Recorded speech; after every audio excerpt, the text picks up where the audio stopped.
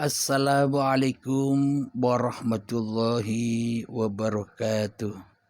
Bismillahirrahmanirrahim. Ashhadu an la ilaha illallah wa ashhadu anna Muhammadar Rasulullah. Allahumma salli ala sayyidina Muhammad wa ala ali sayyidina Muhammad. Rabbi syrah li sadri wa yassir li amri wahlul 'uqdatam min lisani yafqahu qawli. Amin. Bismillahirrahmanirrahim. Salam hormatku, salam santunku buat para pecinta channel Uripe Allah ini. Semoga kita semua senantiasa diberi petunjuk oleh Allah Subhanahu wa ta'ala. Amin ya rabbal alamin. Alhamdulillahirabbil alamin. Kita melanjutkan episode yang terdahulu tentang surat Al-A'raf ayat yang kedua, yang artinya inilah kitab yang diturunkan kepada Muhammad, maka janganlah engkau sesak dada karenanya, agar engkau memberi peringatan kepada peringatan dengan kitab itu dan menjadi pelajaran bagi orang-orang yang beriman. Maksudnya orang-orang yang sudah mengenal diri manusianya, maka ia akan mengenal Tuhannya.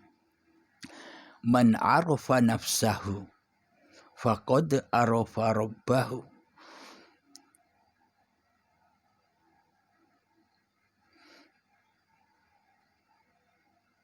Jadi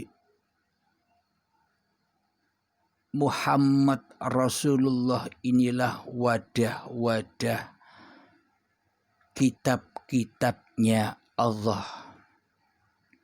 Sesungguhnya kitab-kitab Allah yang ada di luar diri kita, seperti yang ditohirkan, ditulis di kertas seperti Al-Quran, Zabur, Taurat, Injil, semua itu kitab secara syariatnya.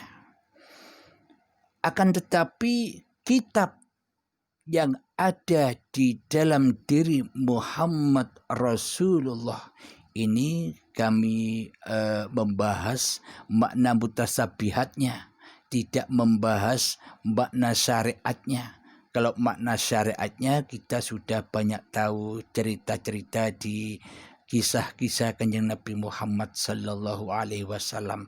Yang kami kaji di sini hakikatnya, arti mutasabihatnya.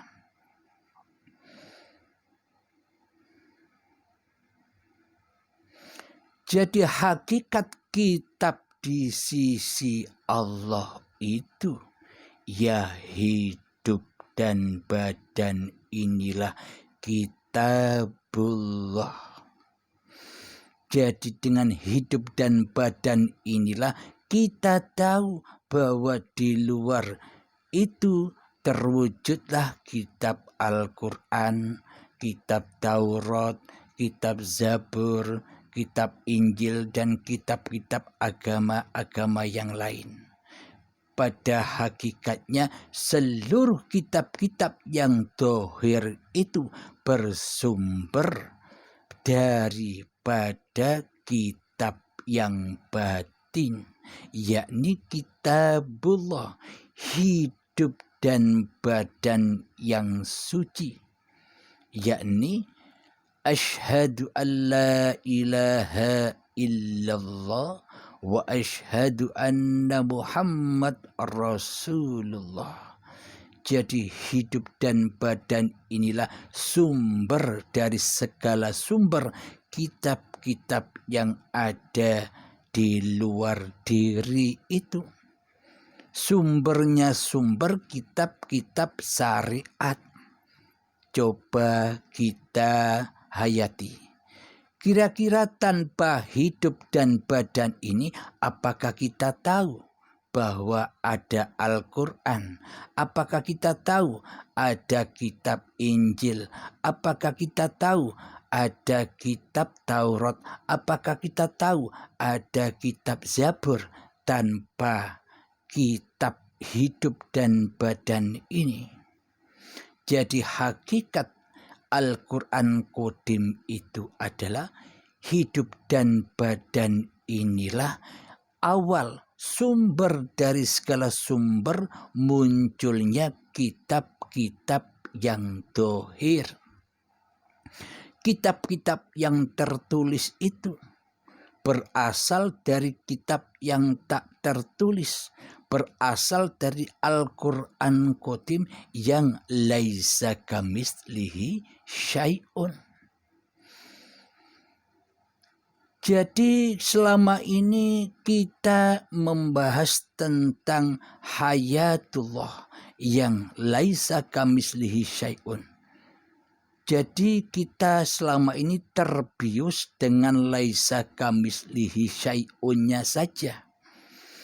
Kita tidak bisa menyaksikan apa yang telah diwujudkan, apa yang telah diciptakan oleh yang laisa kamitslihi syai'un. Terutama badan-badan kita ini kan berasal dari zatullah, yakni berasal dari yang laisa kamitslihi syai'un, terciptalah badan-badan ini. Tanpa yang laisa kamitslihi syai'un, maka tak akan ada badan-badan ini. Ini kitab yang pertama. Jadi dengan adanya badan inilah kita bisa menyaksikan kitabullah, yakni alam semesta inilah hakikatnya kitabullah. Alam semesta, seluruh alam semesta, seluruh sesebutan-sesebutan, seluruh makhluk-makhluk yang disebut-sebutan, itulah kitabullah. Itulah pagelarannya Allah. Jadi apa yang kita saksikan selama ini hanyalah bioskop-bioskop saja yang tak akan pernah wujud, yang tak akan pernah nyata bila tak ada Al-Quran Qadim, bila tak ada hidup dan badan ini. Jadi tanpa badan kita ini, tanpa hidupnya Allah, kita tak akan pernah bisa menyaksikan ayat-ayat Allah yang ada di dalam kitabullah ini. Di dalam alam semesta inilah seluruhnya ayat-ayat Allah. Bagi siapa? Bagi Muhammad Rasulullah. Bagi orang-orang yang sudah kembali menjadi khalifatullah, menjadi wakil-wakil Allah. Karena sudah dituhani oleh Allah. Karena selama ini kan kita seolah-olah saja bertuhankan Allah, tapi dalam hati kita bertuhankan kepada hawa nafsu kita sendiri bersama sekutu iblis dan setan yang nyata. Jadi contohlah iman tauhid yang ada pada junjungan Nabi besar Muhammad sallallahu alaihi wasallam agar kita termasuk di dalam umatnya Kanjeng Nabi Muhammad sallallahu alaihi wasallam.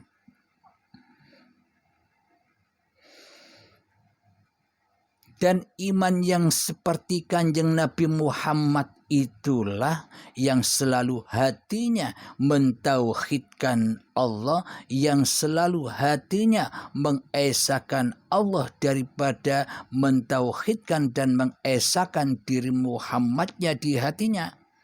maka itulah pelajaran bagi orang-orang yang beriman. Yang pada artinya di dalam surat Al-A'raf ayat yang kedua, inilah kitab yang diturunkan kepadamu Muhammad, maka janganlah engkau sesak dada karenanya, agar engkau memberi peringatan dengan kitab itu dan menjadi pelajaran bagi orang-orang yang beriman. Hakikatnya seluruh manusia itu tercipta dari Nur Muhammad. Maksudnya seluruh badan-badan manusia ciptaan Allah inilah hakikatnya Muhammad Rasulullah, diciptakan Allah, dihidupi Allah, dicukupi Allah, diperjalankan oleh Allah, dikuasai oleh Allah dan sebagainya. Tapi pada hakikatnya sangat amat langkah orang-orang yang ditunjuki makom yang seperti demikian. Hanya orang-orang pilihan sajalah yang ditunjuki oleh Allah. Hanya orang-orang yang dikehendaki sajalah yang dipilih oleh Allah. Semoga saya dan kita semua para pendengar Uripe Allah ini, semoga kita semua berada di dalam hidayah dan petunjuk Allah Subhanahu wa ta'ala. Jadi bila di dalam dunia ini mangkana fi hadhi a'ma, barang siapa di dunia ini buta mata hatinya, wa fil akhirati a'ma, mangkana fi hadhil a'ma fa huwa fil akhirati a'ma.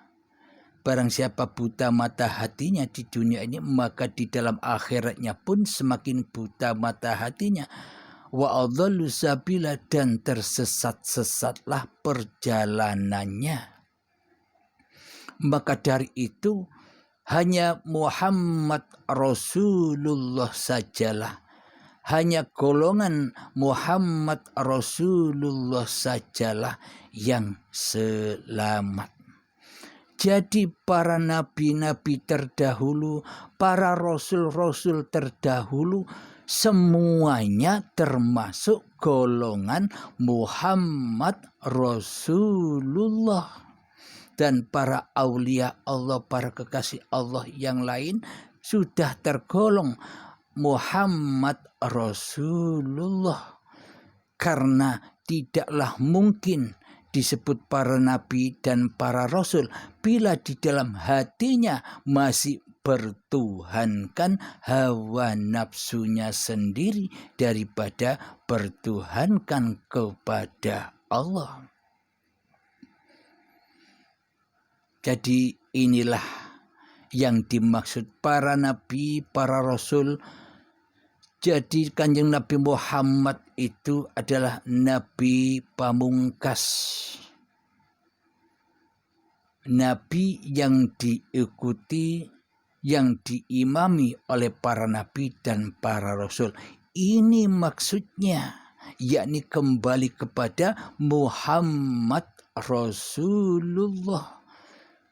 Hatinya sudah menjadi singgah sananya Allah daripada menjadi singgah sananya hawa nafsu, iblis dan setan, yang mana tinggalnya di dalam neraka jahanam. Ketika para nabi dan rasul yang sudah kembali kepada Muhammad Rasulullah, maka berpindahlah, maka berhijrahlah dari alam kegelapan, dari lembah dosa menuju ke alam yang terang benderang, menuju ke surganya Allah, kembali kepada Adam, yang mana Adam itu tinggalnya di surga. Jadi awal kita berada di surga, kembali nanti ke surga lagi. Jadi awalnya goib, kembali goib. Awalnya Adam, kembali kepada Adam. Awalnya tiada, kembali ke alam ketiadaan. Alhamdulillahirabbil alamin. Untuk ayat yang selanjutnya kita lanjutkan di episode yang akan datang. Alhamdulillahirabbil alamin. Semoga saya dan kita semua selalu berjalan di dalam jalan yang lurus, yakni wat siratal mustaqim, melintasi wat siratal mustaqim dengan selamat. Karena tanpa iman maka tak akan selamat melewati wat siratal mustaqim. Amin ya rabbal alamin. Alhamdulillahirabbil alamin. Rabbana atina fid dunya hasanah wa fil akhirati hasanah wa qina adzabannar. Wa sallallahu ala sayyidina Muhammad wa ala alihi wa sahbihi wa sallam. Walhamdulillahi rabbil alamin. Akhir kalam. Assalamualaikum warahmatullahi wabarakatuh.